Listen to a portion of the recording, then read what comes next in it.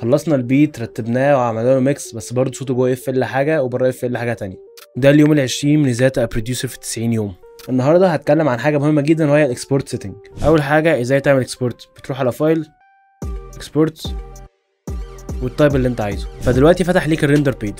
اول حاجه ايه الفرق بين الويف والام بي 3؟ الويف بيبقى هاي كواليتي اكتر من الام بي 3. لو هتبعت البيت بتاعك للرابر عشان يسجل عليه خليه 32 بت عشان يحافظ على الديناميك بتاعه. وفي برضه حاجه اسمها ستيمز لازم تعرفها، ودي انك انت بتطلع كل صوت لوحده. ده بتعمله انك انت بتفعل الخيار اللي اسمه سبليت ميكسر تراكس، ده هيطلع لك كل صوت في الميكسر لوحده.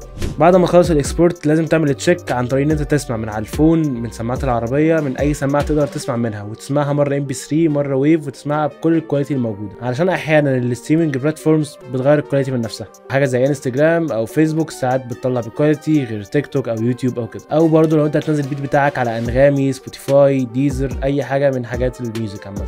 ونصيحه مني لما تخلص البيت اعمل له اكسبورت بكل السيتنج الموجوده عندك عشان تكون موجوده مع الرابر ومهندس الصوت بكل الكواليتيز الممكنه. لو قابلتك اي مشاكل في الاكسبورت اكتب لي في الكومنتس وانا هحلها لك. في النهايه قسم وسمعني.